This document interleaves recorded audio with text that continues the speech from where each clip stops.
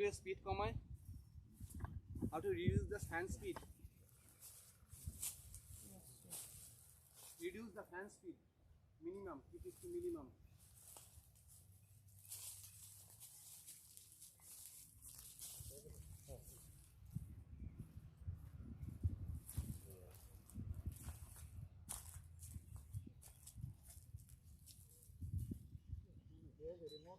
Or you can send it further away. So this is remote here. Oh yes.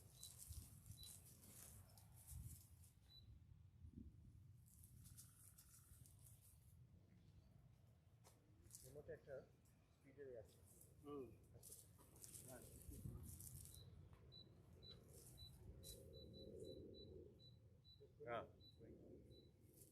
All right. That's it.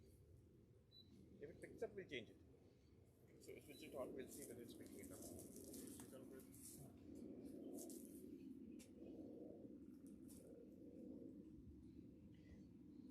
Can you all hear me? Can you all hear me?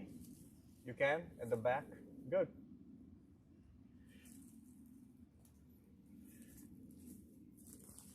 Om Asato Ma Sadgamaya Tamaso Ma Jyotirgamaya Mrityurma Amritam Gamaya Om Shanti Shanti Shanti. Om, lead us from the unreal to the real, lead us from darkness unto light, lead us from death to immortality. Om, peace, peace, peace. Om, Mannata Shri Jagannatha Madguru Shri Jagadguru Madatma Sarvabhutatma Tasmai Shri Gurave Namaha.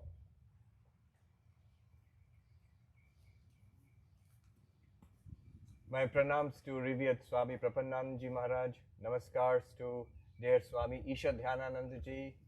Namaskars to all of you, dear friends who have gathered from far and wide. I know some of you have come from long distances. And it's a particularly auspicious occasion, Guru Purnima, where we salute the lineage of gurus who have transmitted down this extraordinary knowledge called Vedanta from the time immemorial down to us. All the benefit that we get from it in our lives and for generations to come. Is it because of the fan? Or the breeze? Okay. We are grateful to the Lord for that and grateful to the lineage of gurus. And today is the day when we remember our gurus, offer them obeisance, and vow to immerse ourselves in spiritual knowledge and carry on this tradition to make our lives blessed and to make our lives a blessing for those around us. Also, we have a unique setting for this. This is the Shankaracharya corner in this beautiful garden of saints, and here you see Adi Shankaracharya, who is the paragon, the epitome of Vedanta, and we are all descended from him. He is our spiritual ancestor, so to say, and we are gathered all around him to discuss Vedanta. The subject is, what is Vedanta? And in this beautiful setting, more or less like the setting in which Shankaracharya might have taught, all those 1400 years ago, when his disciples would gather around him, it would be something like this, in a forest setting. The heat, let me address that. It's not yet too hot, but I was just thinking about this monk who was in the plains of India, a traditional Vedantic monk, and he couldn't tolerate the cold in the Himalayas, and so he didn't go to the Himalayas. And he said once, the monks in the Himalayas are critical of me because I can't go to the cold, I can't tolerate the cold in Himalayas. Well, neither can they tolerate the heat of the plains. So neither is much better than the other. The Vedantic knowledge asks us to be equipoised in heat and in cold. Heat and cold are passing, they come and go. we are the unconcerned witnesses. The Vedanta is like our internal air conditioner, which we carry around with ourselves. What is Vedanta? It is useful. Most people here are veterans in Vedanta, but it is useful to go back to the basics once in a while. And it's every time we reflect upon it, our understanding grows deeper. I remember a few years ago, I visited the Vedanta Society in St. Louis, and revered Swami Chetananandaji Maharaj, who used to come every year for this retreat. He gave me this subject. He said, once in a while, I ask the visiting Swamis the same question, what is Vedanta? And you tell us from your perspective. I always find it beneficial to once in a while again go back to the basics and reflect on what exactly is Vedanta. First and most obviously, Vedanta is the philosophy of Hinduism. What do I mean by that? Wherever there is Hinduism of any sort, there is Vedanta. For example, here we are in this ashram in the Vedanta Society. If you dig deep inside, what is the philosophy behind this? What is the ideology? What is the ideal behind this ashram and the monks and the devotees? It is Advaita Vedanta. It is a stream of one of the currents of Vedanta. If you look at, for example, in New York, often when I go out for walks in Central Park, I'm mistaken for Hare Krishna. But the Hare Krishnas, the members of the International Society for Krishna Consciousness, who started off in New York when Prabhupada came, but it's all over the world now. That's also Vedanta. Many people don't know that. If you investigate there, what exactly is the philosophy behind it? It's a stream, a different current of Vedanta called Achintya Bheda Veda. It's another school of Vedanta behind the Bengal Vaishnavism, Gaudiya Vaishnavism movement, of which an evolution is the ISKCON today. Recently, in recent years, many of you might have seen these magnificent temples coming up in different parts of the United States. Behind the bewildering variety of images and iconography and rituals which are common to all Hindu temples, they were allied with the Vishishtadvaita school of Vedanta, and now they are developing their own school of Vedanta, showing that Vedanta is all the time throwing off, developing newer and newer interpretations. So, philosophy of Hinduism, the essence of Hinduism. That's one way of looking at Vedanta. Those who are scholars of religion will say that that's oversimplifying, Swami. It's true, but those which are not directly Vedanta, those aspects, those streams of Hinduism, like Tantra, for example, they may not be directly Vedanta, but they are not unconnected to Vedanta. They are variations on the same theme. I was just talking to a scholar recently, and he said, look, this academic drawing, this sharp academic distinction between the Vedic tradition and the Tantric tradition is not justified. It's not justified. It's something that came out of English Indology in the 18th and 19th centuries. But actually they are variations on the same theme. And if you read Tantric texts and if you read Advaitic texts or the Upanishads, for example, you will find they are cousins, if not of the same lineage, but they are very closely related. So that is the straight answer to what is Vedanta. That's basically Vedanta. We are immersed in Vedanta, and we have been immersed in Vedanta for thousands of years. But the word Vedanta itself, for this, to understand this, we need to go back to the textual basis of Vedanta. When you talk about Vedanta, what texts are meant? What exactly are we talking about? The word Vedanta gives us a clue. Veda Anta. Veda Anta. The word Veda refers to the foundational texts of Hinduism, the root texts of Hinduism, the most ancient living scriptures of the world, the Vedas. In those Vedas, you find, among many, many things, we find the Upanishads. These are texts which are part of the Vedic corpus, and they contain the highest, final teachings of the Vedas, and hence Vedanta. A literal meaning would be Vedanta. Literally, if you translate, it means the end of the Vedas, the final portions of the Vedas.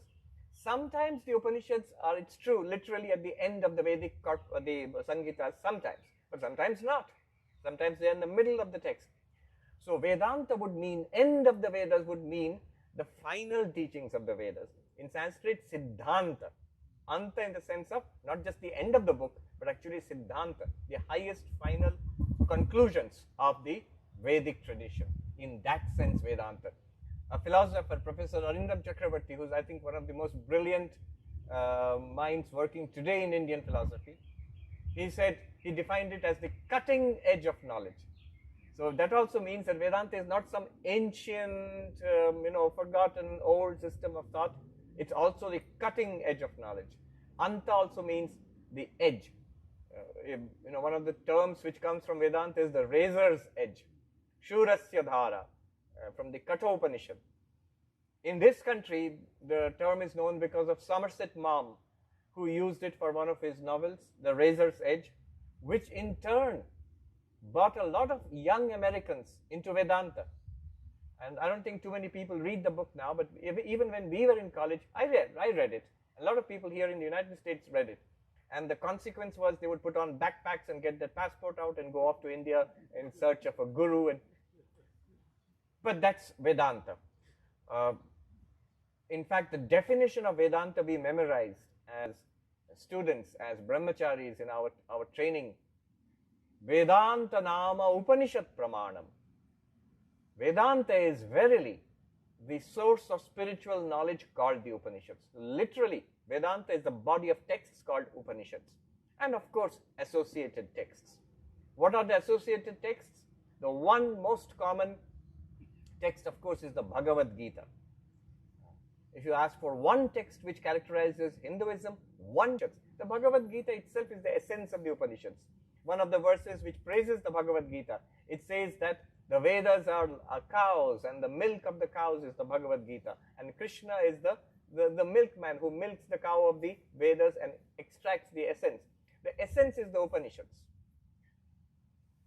Upanishads are many in number, but primarily we study 10 or I would say 11 Upanishads, and mainly because Shankaracharya right here, he selected those Upanishads about 1400 years ago to make. And there's a cute little verse which we memorize to tell us the list of the names of the Upanishads, the main Upanishads. We call them the principal Upanishads. There's no principal Upanishad and minor Upanishad, major or minor. It's just because Shankaracharya selected those 10, we call them major Upanishads. Isha kena katha prashna mundamandukya titirihi aitareyam cha chandogyam brihad aranyakam tatha. So that gives you a list of texts. Hanuman asks Ramachandra that how can I get enlightenment? How can I get moksha, freedom from suffering, freedom from samsara? And Ramachandra says, read the Mandukya Upanishad. Mumukshunam vimuktaye mandukyam ekamevalam. For giving liberation to those who want liberation, the have not got liberation, then what do? Then he gives a list of 108 Upanishads, including the Mandukya. So you better get liberation by reading the Mandukya Upanishad. Mandukya Upanishad is the shortest, with only 12 mantras. And the Brihadaranyaka is the biggest, vast, it's a huge text. So that's the range of it to his friend and student, Arjuna. So if you read the Gita, you are reading the Upanishads. The conclusions of the Upanishads are all beautifully given to you in the Gita. And there is a third text which is not so well known, which is more the province of scholars and monks and those who are serious students of Vedanta. It's a text called the Brahma Sutras. But it's important for our concern here today. The Brahma Sutras of Badarayana Vyasa, they are composed of 555 sutras, aphoristic sayings, very compact Sanskrit. They're not even sentences. They are just a collection of a few short words. This is sort of in a pre-IT age, when they had to compress a whole body of knowledge into a very short compass, they would compose these sutras, these aphorisms, which could be easily memorized. And if you expand them, they're like a zip file, If you expand it, you will get the entire system of thought there. So the Brahma Sutras. So we have 3. The whole set of Upanishads, 1. And then Shruti Prasthana, Smriti Prasthana, Nyaya Prasthana. And don't bother about the Sanskrit terms, but the term prasthana, the foundation, the triple foundation of Vedanta, prasthanatraya. So when we say what is Vedanta, what texts are meant, primarily, originally, these three. Upanishads, Bhagavad commentaries on this, on the Upanishad commentaries. And then Vedanta going back thousands of years. So there are independent works called Prakarana Granthas. We know some of them are pretty famous. Yesterday we were doing one of them, Drigdrishya Viveka. Shankaracharya himself composed many Prakarana Granthas, like famously Viveka Chudamani. Those who are academically inclined would immediately Shankaracharya not, but for our purposes, then you have Upadesha Sahasri. So coming down to the present age, not just in Sanskrit, Vedantic texts have been composed in recent times in other Indian languages and now increasingly in English. So the corpus of Vedantic texts keeps on increasing and spreading. Here, what is Vedanta if you ask? One must mention the Vedantics. The same texts were interpreted and reinterpreted in different ways. So, specifically the Brahma Sutras. So when Shankaracharya writes, so that system of thought based on the commentary of Shankaracharya on the Brahma Sutras is the commentary of Ramanujacharya, who lived a couple of hundred years after Shankara. We're talking about somebody who lived 1,000 years ago, more or less exactly, because the 1,000th year was celebrated recently. So Sri Ramanujacharya, his commentary on the Brahma Sutras, the system of the interpretation of Vedanta on that is called Vishishtadvaita Vedanta. Remember, once again, for the purists, for those who are traditional Vedantins, Shankara, Ramanuja, they are not founders of these systems. They are called, in all of these systems, they are called the great commentator, Bhashyakara. They have set it on a firm interpretative basis. They are indispensable, but they are not the founders. None of them claim to be the founders. All of them claim that these different interpretations of Vedanta are timeless. Brahma Sutras, you have the Dvaita Vedanta, the dualistic school of Vedanta. It doesn't stop there. Vallabhacharya, based on his commentary to the Brahma Sutras, you have the Shuddha Dvaita Vedanta. Nimbarkacharya, based on his commentary to Brahma Sutras, you have the Dvaita Dvaita Vedanta. And then another commentary called the Govinda Bhashya led to the Achintya Veda Veda Vedanta, whose manifestation you see here as the ISKCON, as the Hare Krishnas, so on. So that's another answer to the question, what is Vedanta? Vedanta is all of these schools. And they differ deeply in their understanding of what's the ultimate reality, who are we, what is this world, what are we to do. For example, the Dvaita Vedanta, the dualistic school of Vedanta, says that God is a separate reality. Don't you feel that I am different and God is different? Yeah, it is true. Dvaita Vedanta says God is a separate reality. God is in heaven and all's right with the world. Yeah. So it's a dualistic interpretation. Dualism here means you and God are separate entities. The Lord, God is the Lord of the universe. We are subject to the will of God, and so on. The Vishishtadvaita, qualified monism, their understanding of Vedanta is that we are not separate from God. We are part of God. The entire universe is a part of God. The sentient beings and insentient beings, you and the chair you are sitting on, all of it is part of the cosmic whole, which constitutes, so to say, the body of God. Jiva Jagat Vishishta Brahma, Vishishtadvaita. And Advaita Vedanta, which is our home tradition, it says, no, you're not different from the Lord. You're not even part of the Lord. You and the Lord are. Immediately our question will be, which one is right? Well, for more than 1,000 years, the last 1,000 years, the great scholars and masters in different systems have fought over this question. Ours is right, you are wrong. You're not bad, but you got it wrong. We got it right. And philosophy developed. Philosophy developed in India in Indian times, right after the Buddha. When Bhagavan Buddha, he gives a system where he does not talk about God, he does not talk about an immortal soul, the Atman. It led to a 1,000-year debate with the Hindu schools. One group Buddhists trying to say that there is no Atman, no self, no immortal self, no God. And the other group, the Hindu schools, of whom there were many, the Nayayikas, Vaisheshikas, the Sankhyas, Purva Mimamsakas, and later the Vedanta, they all try to establish, no, there is an immortal self, and there is God, and so on. But don't ask who won. It depends on who you ask. But what is indisputable, that both of this 1,000-year debate led to a flowering of philosophy in India. Extensive development period. In the last 1,000 years, the various schools of Vedanta, they duked it out. Is that the correct terminology in American terminology? You duked it out. And it led to a second golden period of development of philosophy in Indian philosophy. Sri Ramakrishna's version is that they are all right. They are all right. From a particular perspective, it is true that God appears as different to me, and my relationship with God is one of adoration, devotion, bhakti. Dualism is true. From another perspective, it is true that you feel that you are part of the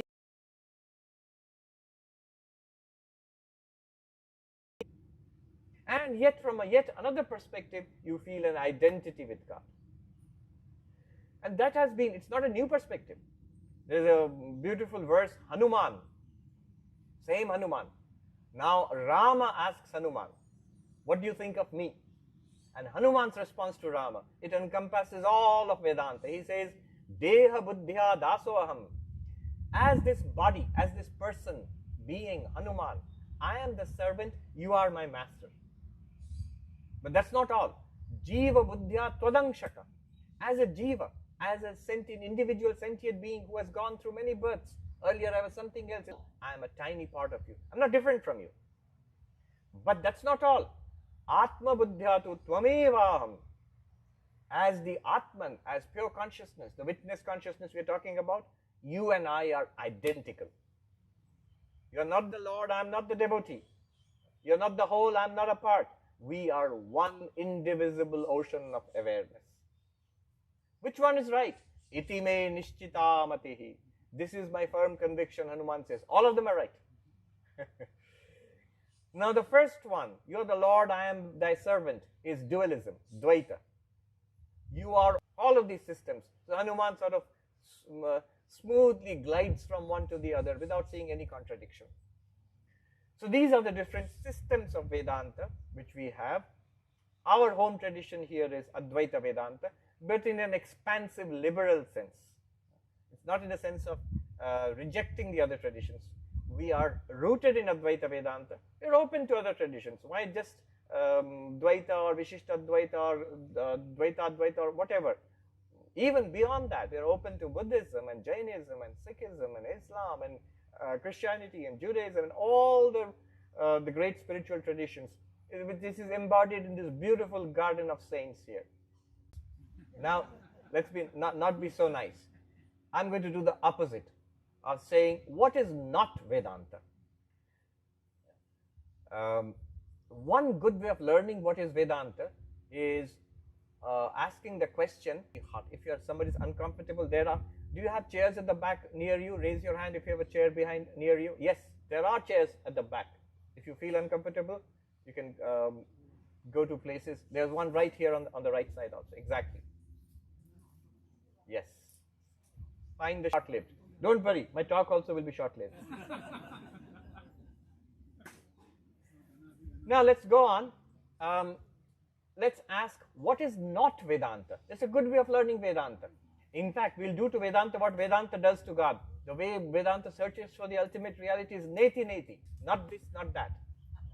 Not the body, not the mind, and so on. And let's do that to Vedanta. What is Vedanta? What is not Vedanta? So Vedanta is not a journey in space. What do I mean by that? A lot of religion is described as, look, God is not here. God is in heaven. After death, that's for a big billboard. It says, after death you will see God. Very ominous. After death you will see God. Big billboard. And below that is call 1800 and so and so.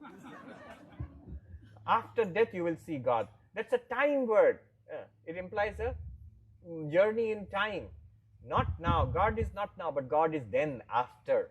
You will see God. After death, you will go to heaven and see God. So go to heaven, not on earth. In heaven, you will see God. Now, that means there, not here. But Vedanta doesn't say that. That's not Vedanta either. Certainly there, but also here. Certainly then, after death, yes, but also now. Now and in the past and now and then, all the time. Here and there and all the time, everywhere, all the time and everywhere. And my spiritual life is a journey from this human existence to a divine existence, from the human to the divine. That's how many people understand religion and spirituality. Advaita Vedanta does not say that. It's not a journey from yourself to something else.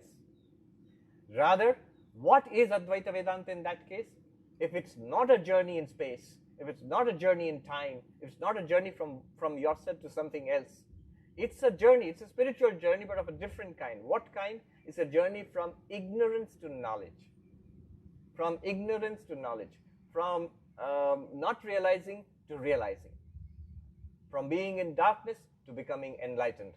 About what is right here, right now, and it is you. So I'm going to narrow in on our home tradition, Advaita Vedanta, and stay with that for a while. Often religion and schools of Vedanta are taught in the paradigm of bhakti, devotion. So there is some reality called God. And if I take refuge in God, if I surrender to God, believe in God, have faith in God, then my problems will be solved. So if I want moksha, liberation, if I want to transcend suffering, all of that, God will take care of me. And again, remember, if you ask Sri Ramakrishna, absolutely true. But when we are talking about Vedanta, Advaita Vedanta, that's not what we are talking about. Neti. We are not talking about that precisely. No. There is another form of spirituality, which is yogic. You sit in meditation and you're looking for a specific experience. Like Vivekananda said, if God exists, I should be able to see God. If I have an immortal soul, I should be able to feel it. So by special meditative experiences, which are taught extensively, for example, this is the theme. Do these exercises. Sit like this. Breathe like this. Withdraw your mind and senses like this. And focus like this. And I promise you, you will get experiences which will validate the claims of religion. Whether God exists or immortal soul, you are not the body, mind, all of that you will see for yourself. So that's, you might call it the yogic path, the path of Vedanta is, or Advaita Vedanta. No. If you want to drill down, we are drilling down. Remember, we are not discarding bhakti or yoga. No, we are trying to find out what is essential about Advaita Vedanta. There's another path, karma, action, doing things. A great deal of the Veda is concerned with action.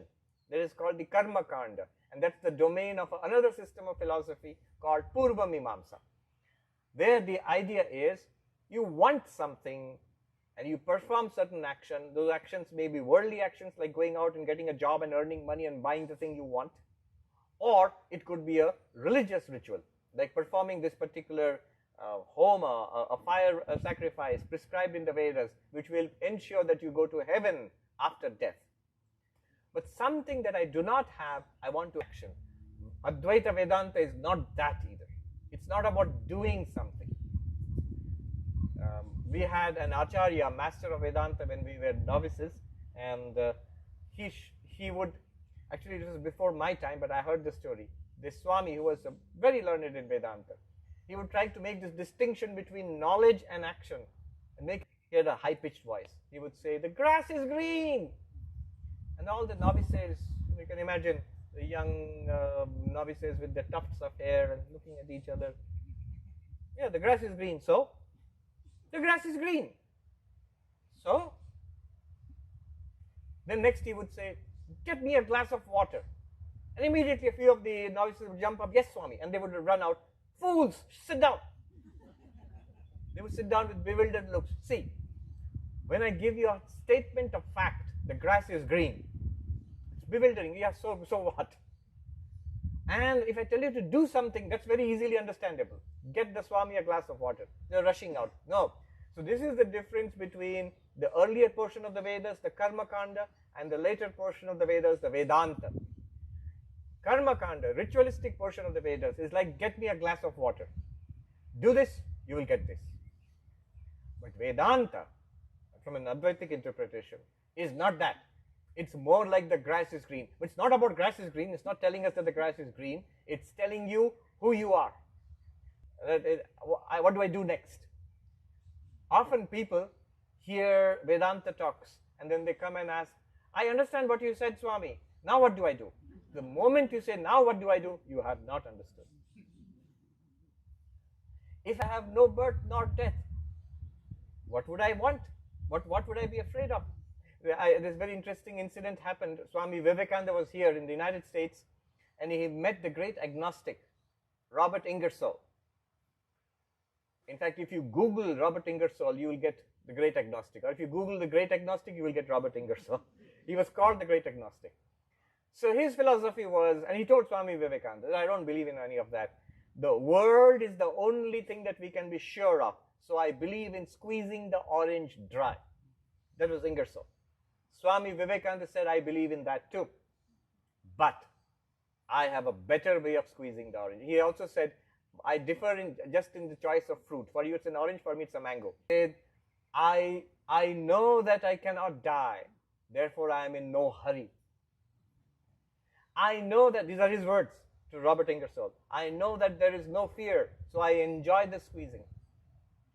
I see God in everybody and I love everybody as God. Imagine the joy of seeing God in everybody and loving everybody as God. 10,000-fold more, get every last drop. This was Swami Vivekananda to Ingersoll. Right. So, Vedanta is not a journey in time or space or from one object to another. It is actually at all times and everywhere, and it is you yourself. Vedanta is not particularly any particular kind of action. It's not some doing something. Rather, it's a knowing and a realizing. Vedanta is not a particular kind of meditation, or it's not a particular kind of devotion to some God. No, none of that. Then what is Vedanta? Can we state it positively? Yes, we can do that positively. Vedanta is actually very easy to summarize. You just say, Tat Tvam Asi, that thou art. This is from the Upanishads. The Chandogya Upanishad, where the teacher, who's the father, tells the student, who is his own son, that infinite existence. You can imagine the teenage son might have shrugged, so? And then the father says something after which no teenager can say so. The father says, Tattvamasi Shvetaketu, you are that infinite existence. We are talking about you here. That's something nobody can ignore. Our favorite subject, I, me, myself. So Vedanta tells me reality. You are Brahman, you are limitless. You would find, like Vivekananda, there is no death, no hurry at all. There is no fear, nothing to be afraid of. I remember a sadhu in Uttarakhand, in the Himalayas. In Hindi, it has more punch in Hindi. He says, Are aap ho na abhi tak, koi maar saka hai aapko aaj tak. You are here, are you not? Has anybody been able to destroy you? Through lifetimes you have come, through so many bodies, so many births and deaths, so many fathers and mothers, and so many husbands and wives, children and grandchildren, jobs and successes and failures and old age and disease and death of the body, not once, again and again and again, and yet here you are. What has been able to destroy you? Nothing. So, Tattvamasi, that thou art. I will quickly point out something interesting about this, that thou art, Tattvamasi, before we go ahead.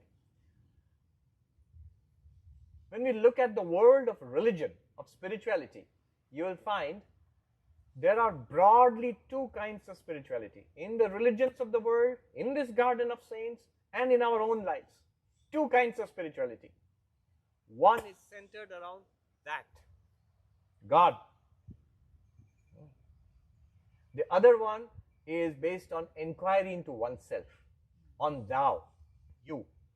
You is you-oriented. That oriented, pretty well known to people. Just about all of Christianity, Judaism, Islam, Zoroastrianism, and within Hinduism, a whole range. Right there, Shiva is sitting there, right behind you. That oriented religion. God exists, and it's about God. You can call it Allah, you can call it Father in heaven, you can call it Jehovah, you can call it Ahura Mazda in Zoroastrianism, you can call it Shiva or Vishnu or Devi, that oriented. God exists. That's one kind of religion, one kind of spirituality. What else can there be? In this country, that's all people know. But in recent times, now in this country also, people have been exposed to the other kind. What comes to mind is Buddhism. Buddhism is not about a God. Buddhism is about inquiry into oneself. Jainism. It's not a religion widely known in the pursuit of the liberation of the self. Jainism. Within Hinduism, Sankhya. Don't talk about God at all. Even the Yoga Sutras, there is God, but not the kind of God you see in the theistic religions, the creator of the world. No, no, no. So, there are these two kinds of spirituality. God-centered, I will not say self-centered, that sounds very bad. Self-inquiry based. And in our personal lives also, I sometimes ask novices who have come to be monks, what do you want? Why are you a monk? And some of the answers I got were interesting. Some of them said, I'm looking for God. I'm searching for God. That's centered, God-centered. And some of them said, well, God is fine, but I want to know who am I. So self-inquiry based, both in one category or the other, but you will definitely lean to one or the other. And the kinds of spirituality also differ. If you have a God-centered spirituality, it will be devotional. There will be worship and ritual and temples and churches and food and festivals and so on. I'm now painting in broad strokes here. But if you have a self-inquiry based religion, you will have more of meditation halls and philosophy and things like that. Now, you'll notice I've neatly left Vedanta out of all of this till now. Advaita Vedanta. So what is Advaita Vedanta? Yes. Tattvamasi, what you find in the search for God, and what you find in the search for who am I, Advaita Vedanta is the one that tells us you will find the same thing. A Sufi mystic said, I set out to search for myself and I found Allah. This is what an Advaitin would call a Mahavakya, an identity statement. The great Christian mystic, Eckhart, not Eckhart Tolle, what is it? Power of Now, no. Meister Eckhart. God and the ground of my soul are one and the same thing. Those who have done Mahavakya Vichara, they will see it's like literally we're doing the same thing, like the implied meaning, Lakshyartha, for those who have done, technically have done it. The ground of God, but it's a Christian, a Catholic mystic who's saying this. Ground of God and the ground of my soul are one and this is realized. But how do you do it? What is the method? This is where we bring back everything that we had left out earlier, devotion, work, meditation. We're going to bring it back now. Very quickly, what is Vedanta? It is the 4 yogas, Jnana, Bhakti, Dhyana and Karma. The 4 yogas. What do I mean by that? Now I'm going to give you the classical Advaita paradigm is this. You are Brahman. You are that ultimate reality. The Guru will tell you that, but that doesn't seem to help me. I don't even know what it means. And it's not helping me in my life. So we don't know that we are Brahman. And we hear it, we study it, we may even give intellectual assent to it, but it's not a living reality for us. Okay, so this is not a living reality for us. I don't know this, it's not obvious to me. This is called Jnana Yoga, the path of knowledge. Not any other knowledge. It's just knowledge of ultimate reality, of who we are. How does that work? Shravana, Manana, Nididhyasana. You study and listen to these teachings, study it systematically, cogitate over it, clear up all your doubts, and then meditate upon it till it's a living reality to you. So Vedanta is Jnana Yoga. That purpose of Jnana Yoga is not to make you Brahman. It's not to make you Brahman. It's to show you that you are Brahman, you are that ultimate reality, you were, and you are that choicelessly. Just that you are complaining that I don't see it, therefore we are prescribing Jnana Yoga to you. And then we go, yeah, you know what, Swami? You have come just, my ignorance has not been removed and I am not enlightened yet. So we have a second layer of problems here. We listen to the teachings, but it doesn't seem to give us enlightenment. In one carefully, and then he comments In Bengali he says, "Kothagulo to bhalo, dharana hawa chai." These words are good, these teachings are good, but they must be assimilated. Vedanta library, but I remember this great scholar, Mahamahoopadhyay. He came to teach us Vedanta. Elderly gentleman he was. Somebody asked him, "How do you do this?" He said, "That's very easy, Swami. I've taught this more than 1,000 times, literally."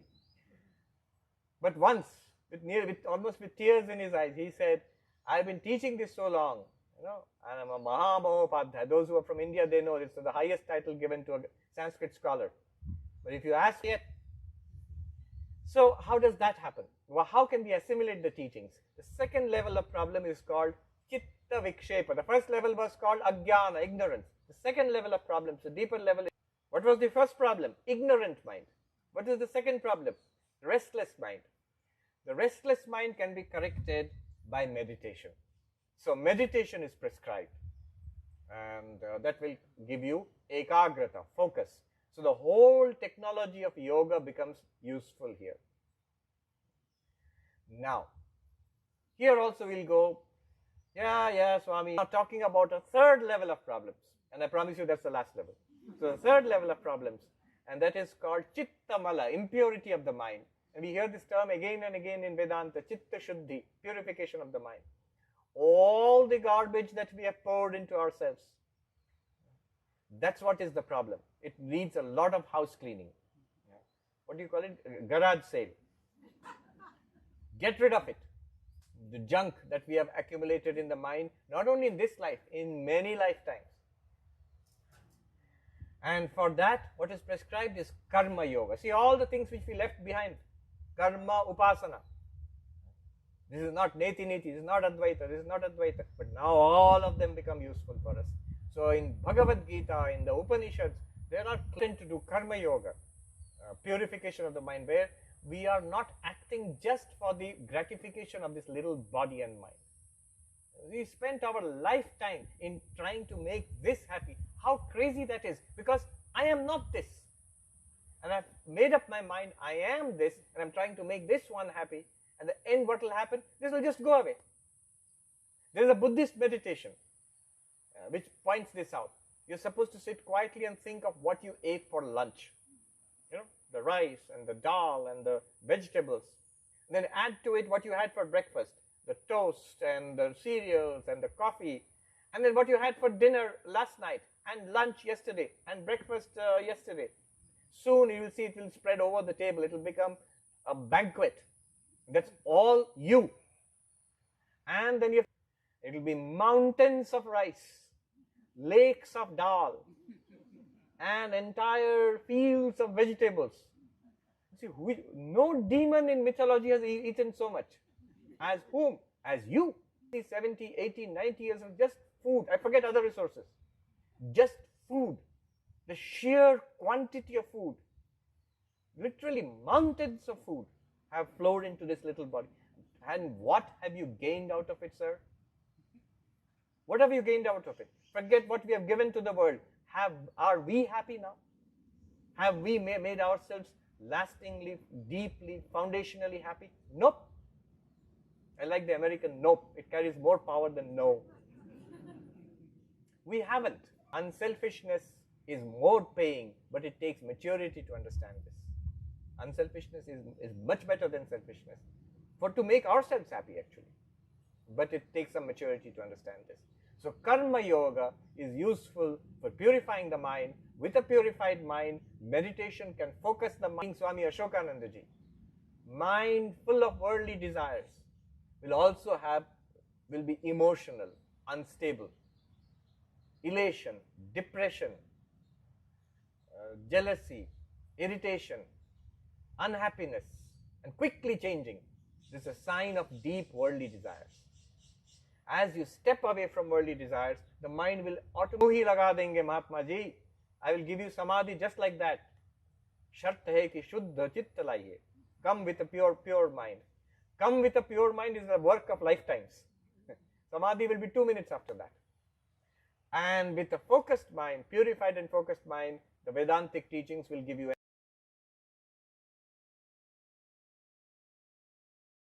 you always wear that absolute reality. You can say like Vivekananda, I know there is no death, therefore I am not in a hurry. I know there is no fear, I enjoy life to the hip. Every last drop of the orange. More than any materialist, much more. And I'm full of joy because I have love for everybody and everything. So that is how the yogas, the 4 yogas, they segue into Vedanta. One last word and I'm done. Vedanta is ever evolving. So what Vivekananda did in this age, we must speak of it. The Vivekananda's practical Vedanta. Vedanta not just for your own liberation. Swami Vivekananda said that was limited to a few monks and scholars. I shall broadcast it to the world. That was in the forests and caves. I shall bring it to Vedanta books. Now he was sent from our main monastery near Calcutta to an ashram deep in the forests of India, in Chhattisgarh, in the forest there. So I said, what will you do with your books? He's a bit of a wit. He said, Swami Vivekananda said, I will bring Vedanta from the forests to the cities. I'm taking Vedanta back from the cities into the forests. I'll take it to the forests. Swami Vivekananda saw Vedanta in harmony with science. We live in an age of science. A traditional approach to Vedanta would be, it's a perfect. The great masters of Vedanta, Shankara himself, would he not have been interested in the latest understandings of the universe which we have in the world? They would have been interested, and we should be interested also. We should not dismiss. Ken Wilber, he has said that religion in the 21st century must do 3 things in order to survive. But the established mainstream science, which everybody understands and is taught and it's established, you should not teach something that's contrary to it. That's ridiculous. It turns off people. The second thing religions in the world today must do is stop fighting with each other. Stop violence in the name of religion. Third thing Ken Wilber says religions must do, they must bring themselves up to date at least with new values of race and gender. So these 3 things, and I think Vedanta is eminently suited the way Vivekananda taught it and presented it to the world in the late 19th, early 20th century. Vedanta today is a wonderful basis for the harmony of religions. Just see the Garden of Saints here. From a Vedantic perspective, all religions are your spiritual heritage. You can easily access. This is teaching you bhakti. This is teaching you meditation. This is teaching you highly ethical life, beneficial for yourself and society. Great. Wonderful. All of it is useful for Vedanta and can be harmonized. The Swami, all those are nice talk, but what about things which are contradictory? I'll give you a little bit of advice I got from a senior Swami who has a lot of experience in interfaith. He told me, when you meet representatives of different religions, listen carefully to what they teach. That's not important. So every religion has very deep insights into spiritual life, and from a Vedantic perspective, it all becomes part of your heritage. It's great. It's wonderful. One of my favorite books, like Swami Vivekananda, is The Imitation of Christ. So in this way, in my personal life, and each of us, I know we have a variety of tastes and dispositions. Vedanta helps you to open the doors and to make the whole thing your own. Harmony between religions, harmony between Vedanta, between spirituality and science, and the spiritualization of life itself. Sister Nivedita said, henceforth no distinction between the secular and the sacred. Every bit of life can be spiritualized. Your work at homes can be spiritualized. Swami Vivekananda said, anything that we do, unless it's absolutely immoral, anything that we do can be done to God, can be offered to God. What you do at home, you're cooking, cleaning, it can be done. Mentally you're offering it to the Lord. What you do in the office, it can be done, and mentally you can offer it to the Lord. And of course what you do in a temple or a mosque or a church, it is being offered to the Lord. So spiritualization, the whole of life, that is the new dimension of Vedanta which has been opened up. Spiritualization of work, the welfare of humanity. Science itself is spirituality. If somebody says, I don't believe in any of it, my quest for truth is through science, that also can be accepted as a Vedantic path to spirituality. We have at least one monk who is a leading mathematician in the world today. He's a monk. And He says, this is my spirituality, and it's perfectly acceptable from Vivekananda's perspective. In the introduction to the complete works of Swami Vivekananda, Sister Nivedita writes, our master, Vivekananda, told us, religion, art, and science are three ways to attain the same goal, but you need Vedanta to understand that. Now, that's a new understanding of Vedanta. That's a more expanded. Is it against what Shankara did 1400 years ago? Absolutely not. It builds on that foundation, and it cannot be built without that foundation. But you can take this and more to come. Swami Vivekananda says, truth is infinite. We have got some of it, and it is welcome, and there will be more in the future, and we welcome it all with open hands. It's not just Vivekananda in the 19th century. Sureshwaracharya, the disciple of Adi Shankaracharya, writing 1400 years ago, I think it's in the Naishkarmya Siddhi or in the Vartika somewhere, he says, by whatever technique, I'm teaching you the way to become enlightened, but by what, all of those are welcome. Who's saying this? One of the most orthodox teachers of Advaita Vedanta 1400 years ago. So that is the spirit of Vedanta, that is our spirit, that is the spirit of this place. Om Shanti Shanti Shanti Hari Om Tat Sat Shri Ramakrishna Arpanamastu. I'm done, and it's not too hot, right? Will you take a few questions? It depends on whether people are in any mood to ask questions. You don't have to stay. If it's too hot, you can always run for shelter. So there's a question. How do we do the questions? Yes, they will take the mic. So there's a gentleman there and a gentleman back there. Okay, 2 questions. That's it. We'll wrap it up. Maybe I will try to do it without the mic. All right, ask the question. I'll repeat it because I think there is an internet audience also. Oh. Yeah. Ask the question. I'll repeat it. Tell us your name and ask the question. My name is Venkatraman. Venkatraman. And I know, Swamiji, if there is anyone who is most qualified to compare Vedanta with Buddhism, especially the Tibetan from the African tradition, that is you. You had given a sermon on the Hindu self and the Buddhist non-self. Could you kindly educate all of us on that in a brief manner? All right. Venkatramanji is asking, please tell us about Buddhism, especially the Tibetan Buddhist version of Buddhism, and Advaita Vedanta, self in Advaita Vedanta and non-self or not self from the Tibetan Buddhist perspective. Yes, I've given a talk. For the longer version of that, go to YouTube and look for self and not self. Now the problem is, I don't want to overemphasize the similarity or the oneness.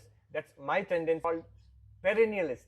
There's something called the perennial philosophy. Aldous Huxley and those, So there is underlying all the world religions. There are fundamental truths. So we believe that, and Sri Ramakrishna taught that. There are others who don't believe that. They believe that religions of the world are different, actually, fundamentally different. Now, this is an old question. Didn't the Buddha and the Buddhists say that there is no Atman, and the Hindu schools, all the Hindu schools are saying that there is an immortal self, an Atman. So, and a related question is existence and non-existence of God. To put it very simply, the way I see it and reconcile it, after all that I have studied, and I am not a Tibetan Buddhist, and I have not been formally trained in Tibetan Buddhism, though I've attended courses by noted scholars at Harvard University on Buddhism, especially on Tibetan Buddhism, on Madhyamaka Buddhism, the Buddhism of Nagarjuna Chandrakirti, and its later Tibetan developments, taught by Professor Scale.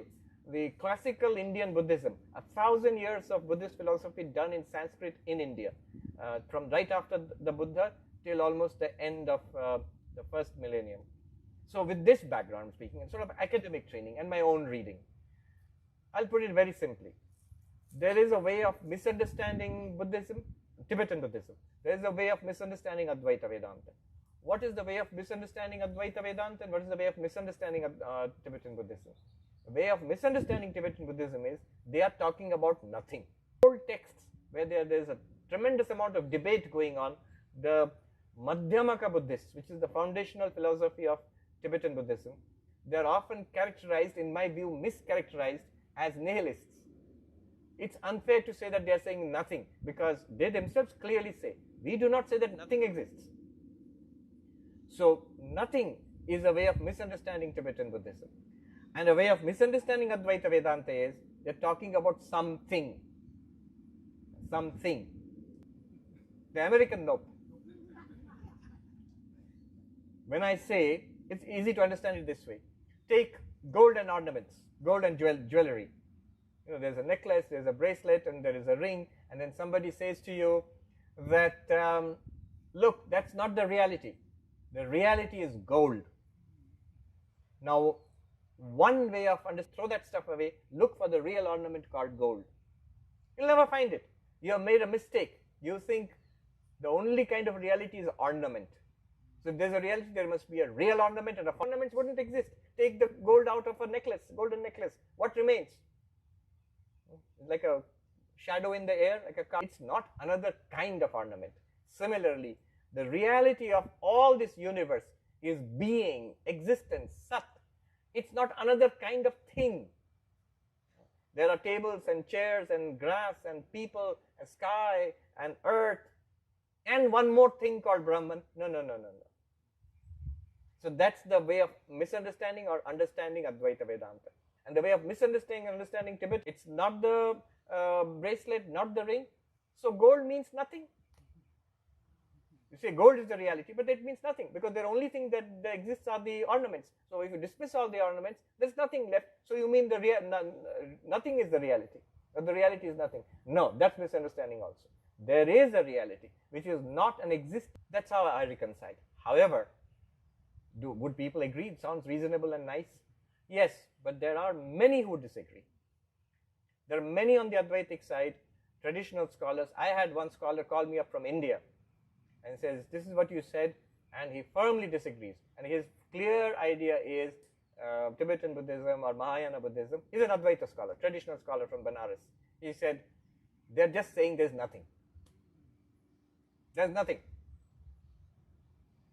What we are saying is, there is an appearance. For every appearance, there must be a ground of that appearance, a reality. If if the snake is false, there must be a real rope appearing as a false snake. You can't have falsity all the way down.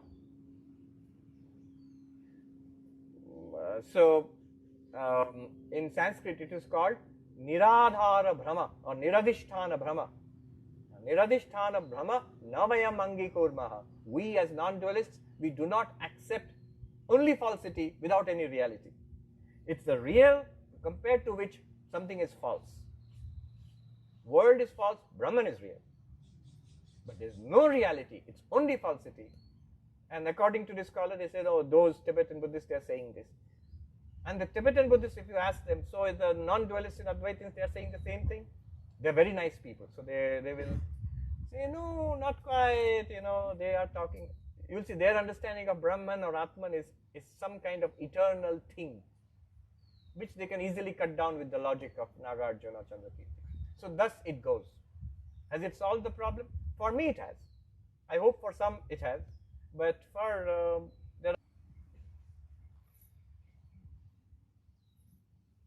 Thank you, Swamiji, for an excellent talk on Vedanta and on the different aspects of Vedanta, which kind of really opened my eyes to the different ways that Vedanta could be interpreted. My question is twofold. One is, one of the things that we think about this consciousness or moksha or nirvana is not getting back into the samsara again, as if it is done. You're there, and once you experience it, you don't have to have. There's also a desire, like any other desire, to go there and not come back. And yes. I don't know, and I don't know who knows if they're coming back or not. But that is one of these desires, even from the Buddhism point of view, to end suffering or to this ultimate happiness. Like any other worldly desire, this is also a desire. So how do you, can you please comment on those two? Yes, Sri Ramakrishna gives a straight answer to this. He says the desire for God is not to be counted among desires. Why not? Because it brings to an end all desires. So he gives a very homely example. He says sweets produce acidity. What do you call it? Acid reflux. Yes. But sugar candy, with the water, if you make a syrup out of it, and you drink it, it works like an antacid. Both are sweet, but one creates acidity for you, one kills acidity. Now, the desire for God, the desire for liberation, the desire for enlightenment, these are not to be counted among worldly desires. Worldly desires trap us in the world. They trap us in samsara. These desires set us free. But still it's a desire, right? Yes, in that sense, both are within Maya. So the person who is trapped in samsara has a desire for freedom from samsara, moksha. But the person who is free of samsara, the enlightened one, that person has no desire, not even Shivoham. I don't want pleasure, kama. I don't want money and worldly success, artha. I don't even want, merit, dharma, which will take me to heaven. I don't even want moksha. All this Vedanta you are doing, trying to get enlightenment, liberation, I don't even want that. Shankaracharya is saying, why not? Because I am Brahman, Chidananda Rupa Shivoham. So it means but don't drop the desire before you realize it. Then you get back into the network of worldly desires. We're trapped again. Otherwise, the thing is, when you put it that way, it sounds a little crazy. Gaudapada, Shankaracharya's guru's guru. Na nivritti na cha utpatti.